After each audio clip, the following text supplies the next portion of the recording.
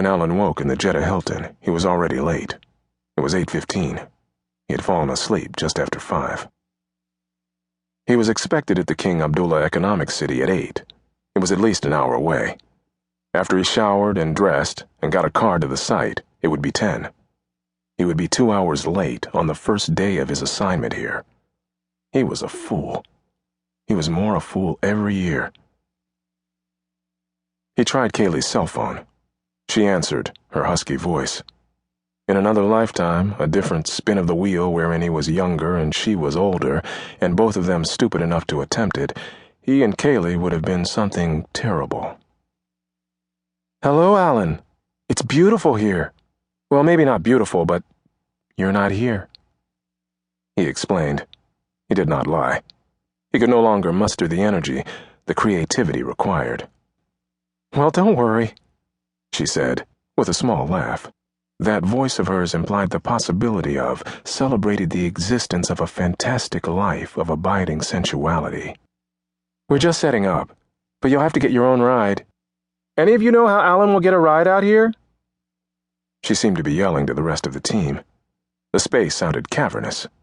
He pictured a dark and hollow place, 3 young people holding candles, waiting for him and his lantern. "He can't rent a car," she said to them, and now to him. "Can you rent a car, Alan?" "I'll figure it out," he said. He called the lobby. "Hello, Alan Clay here. What's your name?" He asked names, a habit Joe Travolle instilled back in the Fuller Brush days. Ask names, repeat names. You remember people's names, they remember you. The clerk said his name was Edward. "Edward?" "Yes, sir. My name is Edward. Can I help you?" "Where are you from, Edward?" "Jakarta, Indonesia, sir." "Ah, Jakarta," Alan said.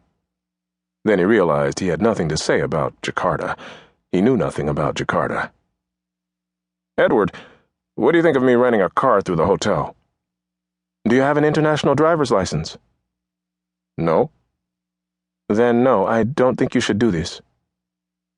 Alan called the concierge. He explained he needed a driver to take him to the King Abdullah Economic City. "This will take a few minutes," the concierge said. His accent was not Saudi. There were apparently no Saudis working at this Saudi hotel.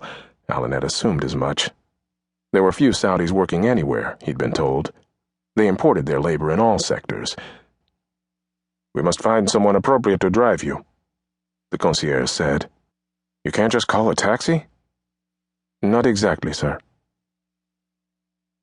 Alan's blood went hot. But this was a mess of his making.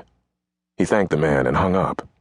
He knew you couldn't just call a taxi in Jeddah or Riyadh, or so said the guidebooks, all of which were overwrought when it came to elucidating the dangers of the Kingdom of Saudi Arabia to foreign travelers.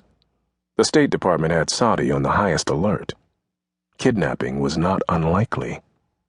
Alan might be sold to Al-Qaeda, ransomed, transported across borders. But Alan had never felt in danger anywhere, and his assignments had taken him to Juarez in the 90s, Guatemala in the 80s.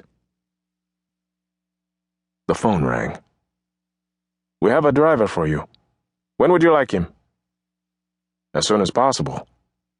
"He'll be here in 12 minutes." Alan showered and shaved his mottled neck.